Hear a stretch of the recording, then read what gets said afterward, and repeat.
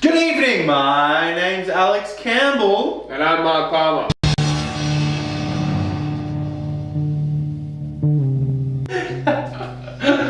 Well, do you want to open your birthday present? Oh yeah! It was your birthday like 3 weeks ago. It was. Look, Star Wars. I mean, we're discussing Star Trek, but yeah. Star Wars. Yeah.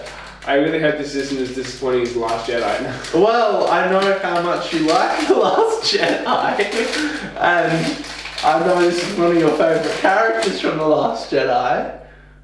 Oh god. So I thought I'd purchase this present for your birthday. What do you think? Oh my god! It's Rose!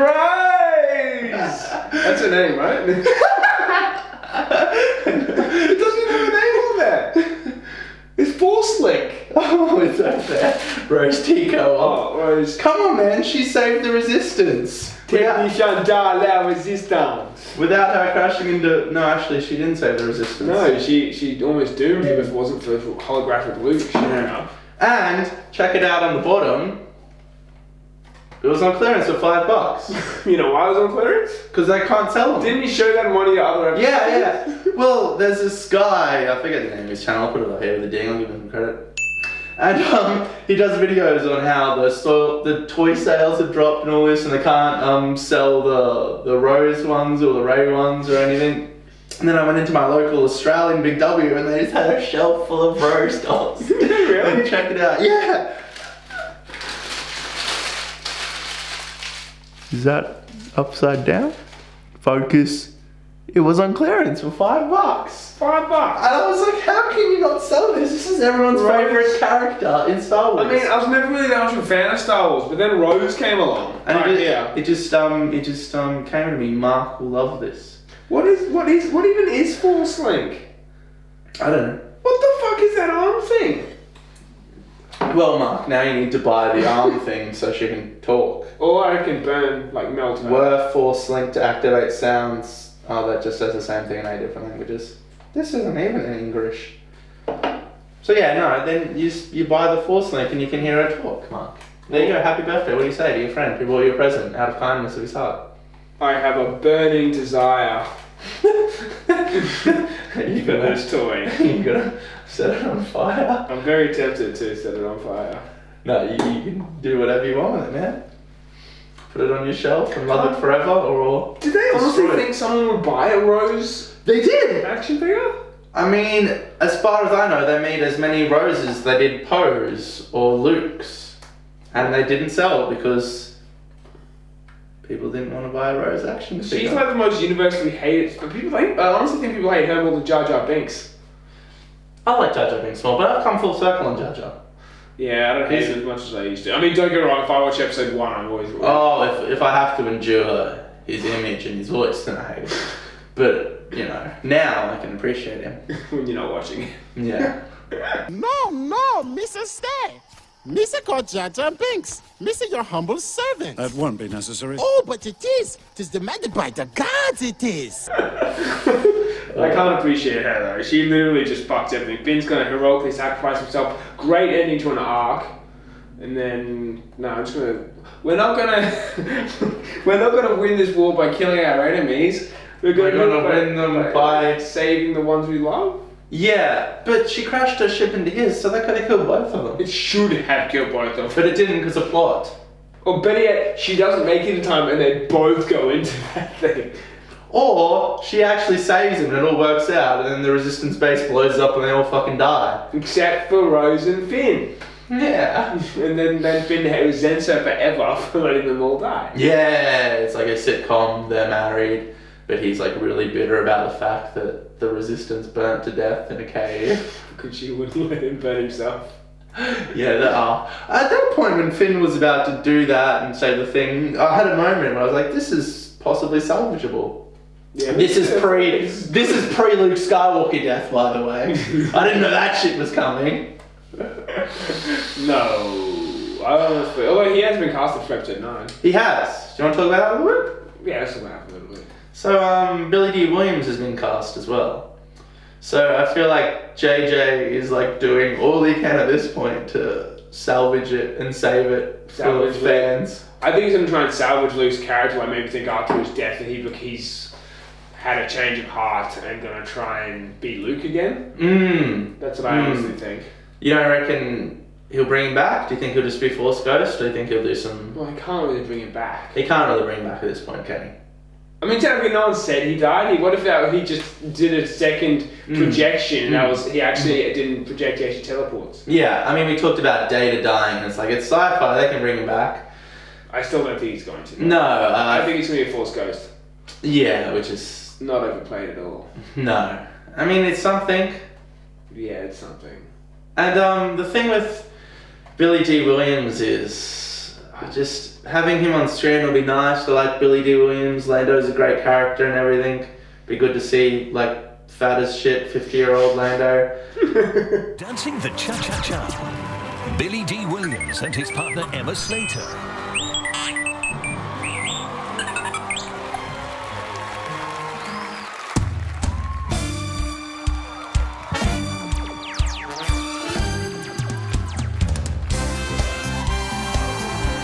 But I really would have liked to seen him interact with Han and Leia, and he didn't really interact with Luke much. But you know, still interact with Leia. Oh, wait a second. Carrie Fisher's dead. He did. JJ did also come out and say they were going to reuse unused footage from The Force Awakens and have Leia in it to some degree. It'll be like, you know, that episode of South Park where they kill off Chef and then that is one of my favourite episodes of South Park though. It'll be like that, but Carrie Fisher and... it's no title for it yet episode. You don't even have to pay for it either. No! She's dead. So, I mean, surely they have really limited footage and... It won't really relate. Like, they're going to have to write scenes around the shit that she's saying. And it'll feel forced, because it's going to be forced. No pun intended. They could just...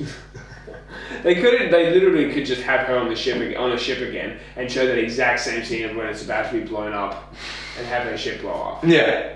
Yeah. They could just have like a still frame of her taken off like Google Images and like cut in some coughing sound effects, then like flip the frame so it's on its side and just like sink it down like, oh, I'm Leia. I'm dead. You know what? I actually wouldn't mind that.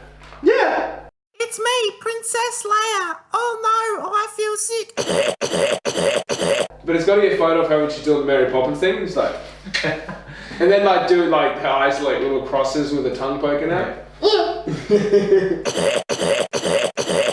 no, I am dead. So, I mean, JJ is really going to try his hardest to turn it around, and because Disney is well aware that there was like a 50% of the fan base which didn't enjoy the movie, and then Solo hasn't made money, so they're in panic stations right there at the moment. Kathleen Kennedy is barely holding on to her job. If she's still got it, to be honest. Yeah, well, I mean, they could be in the process of firing her. I mean, if I was Disney exec, CEO, evil fucking billionaire guy... Mickey. Yeah, Mickey. If I was Mickey Mouse, I'd be looking at the numbers and being like, ha ha, she's got just millions. Ha ha, I can't you're do no Mickey. longer useful. Yeah. She's out. It's gonna look bad on the part when she does. Oh, they'll probably do like a she's leaving thing, not she's fired thing. Yeah. But yeah, they're in panic mode at there over the moment, and JJ's gonna have that on his mind. It's like, I gotta salvage this, I gotta bring it back. He can only, honestly though, if he doesn't, he's done the best that he can because they have fucking left him nothing.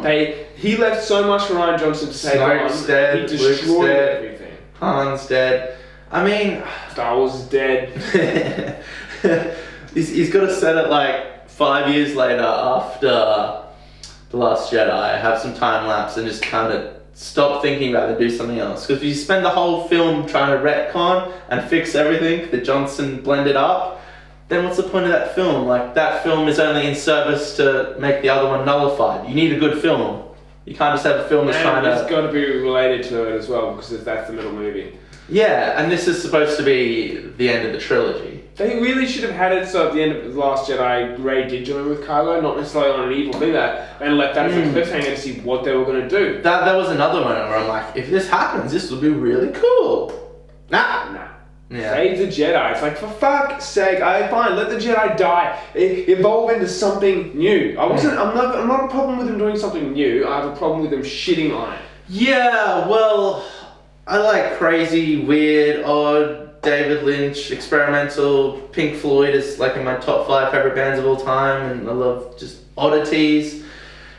And if the movie had been that and well executed, I would have enjoyed it. But what it seemed to me is that Rian Johnson was purposely subverting our expectations, but with things that weren't satisfying.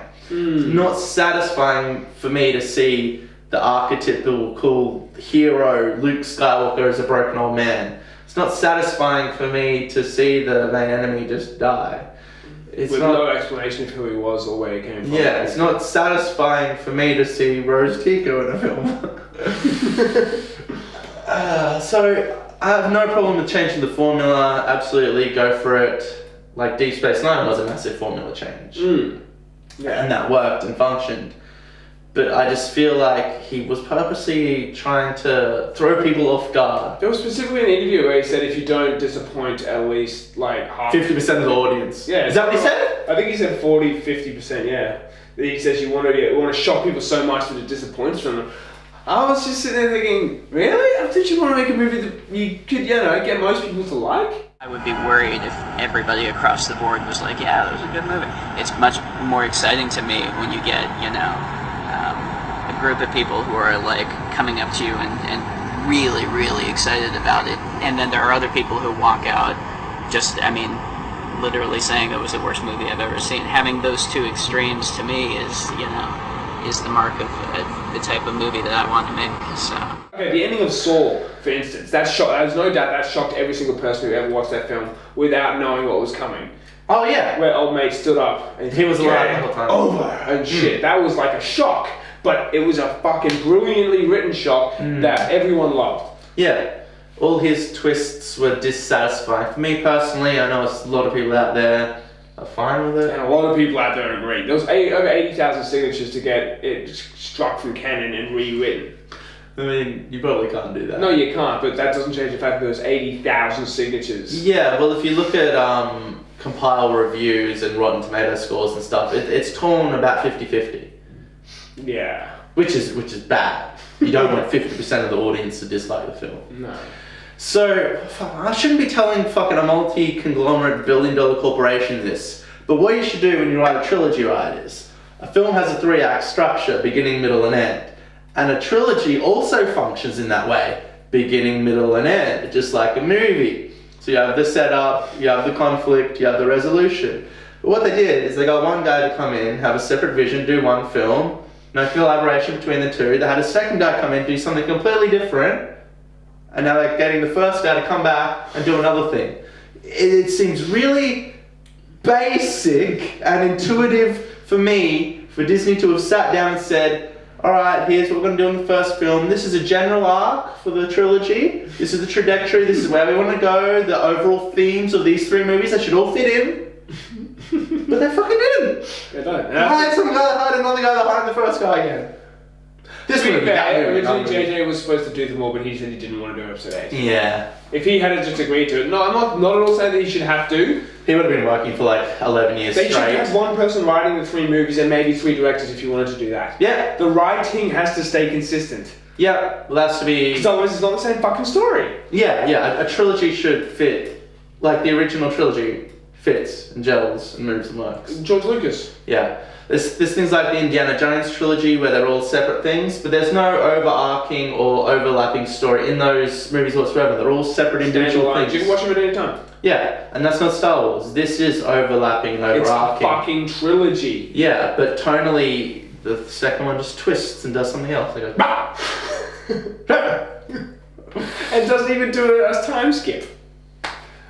Nah. Why is the first... Okay, I know we've done our review, but why the fuck is the First Order chasing them straight away anyway? If you actually go back and watch The Force Awakens, it doesn't end with the Resistance fucking with the First Order chasing the Resistance, and yet bang, they're chasing them. They shouldn't be chasing them after they destroy Starkiller Base, they should be trying to rebuild. Yeah, get their shit together.